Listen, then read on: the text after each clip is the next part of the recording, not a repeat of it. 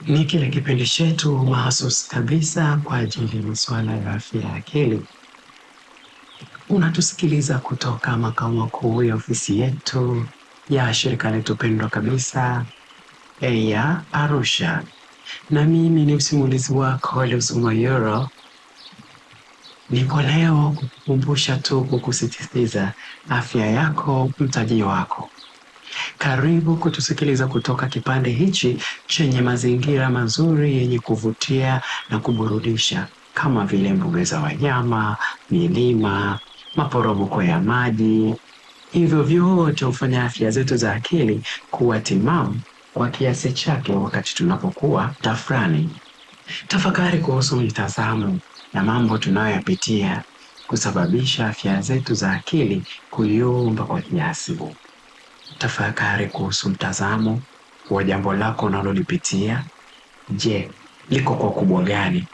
Limekaa namna gani? Je, changamoto ulionayo ikoje? Inaweza kuondokeka? Basi unatakiwa uchukue wakati au uchukue fursa ya kutoka kidogo na uamue kujipumzisha. Unapochukua nafasi ya kujipumzisha, utaona zaidi mtazamo wa jambo lako na kwa ukubwa, au kitu gani kinachokusumbua kwa ukubwa wake.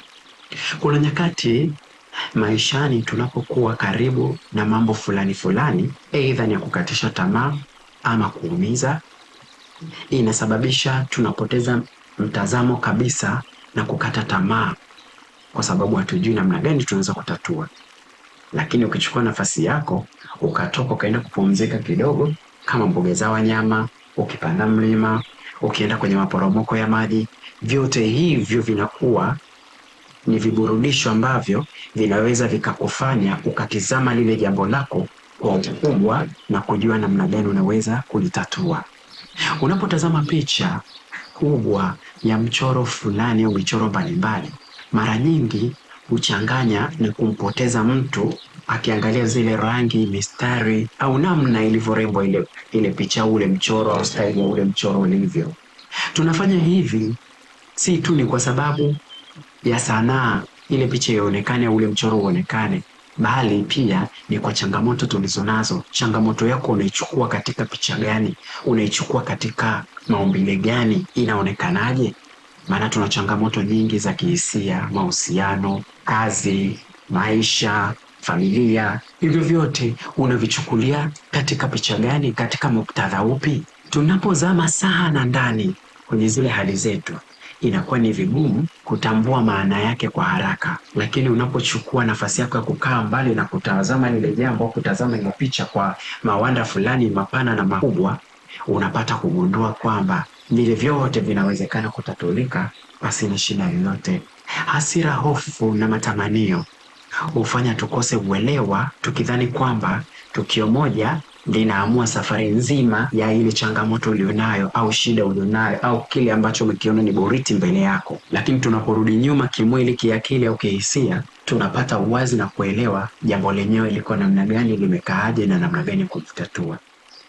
Ndipo ukirudi katika ule mchoro sasa, au ile picha ulioipata au ule mtazamo ulioupata kwa makini, unagundua zile rangi zilivyokaa, ule mchoro unasema nini, unamaanisha nini, unasemaje na wewe, unawezaje kuelewa ule mchoro au ile picha inakuletea sasa taswira kamili au story kamili, au namna gani inasema na wewe, namna gani unaweza ukatoka kwenye hilo eneo ambalo umekwama. Tukijipatia muda wa kukaa mbali na kutafakari kwa mbali, tunapata hekima. Tukiona kile kilicho kuwa kikubwa sana kwa karibu, baadaye unakiona kinakuwa ni kidogo na unaweza kukishinda, kwa sababu kawaza kwamba ilikuwa ni kubwa sana au ni nini. Lakini ukikaa kwa mbali ukilitizama, linabadilika na linakuwa ni jepesi sana na linaweza kupikika bila shida. Kujitoa kidogo hakumaanishi kwamba unajitenga au unajificha au kubadilisha kitu chochote. Hapana, ni unaenda kujipumzisha akili yako na utafakari. Je, hapa nilipo ninaweza kutoboa? Hapa nilipo ninaweza kuondokanaje au kuondoshaje hichi ambacho kinaniwekea vikwazo? Hiyo ndio inasema tuende kwenye mapumziko kidogo kwa ajili ya mambo yetu yakae sawa. Kwa hivyo kila unapohisi maisha ni magumu au unapokutana na tatizo kubwa, rudi nyuma kidogo. litazame kutoka mbali lile jambo. Angalia kile kitu kutoka mbali, acha mipaka yake jifunue. Kile kilichoonekana kuwa ni kigumu sana kinaweza kikawa ghafla kikaonekana kuwa kidogo na kikatatulika kwa haraka. Ulikuwa na mimi na si mwingine, Nelius Mayoro, ni mmoja tu Tanzania na Ujerumani napatikana peke yangu. Karibu sana tukuhudumie mpaka panapo majaliwa kesho muda kama huu na dakika ni zile zile. Usisite kutusikiliza kipindi chetu cha masuala ya afya ya akili. Unapokuwa na maswali, basi sisi tuna majibu yake. Karibu sana tukuhudumie. Asante, bye.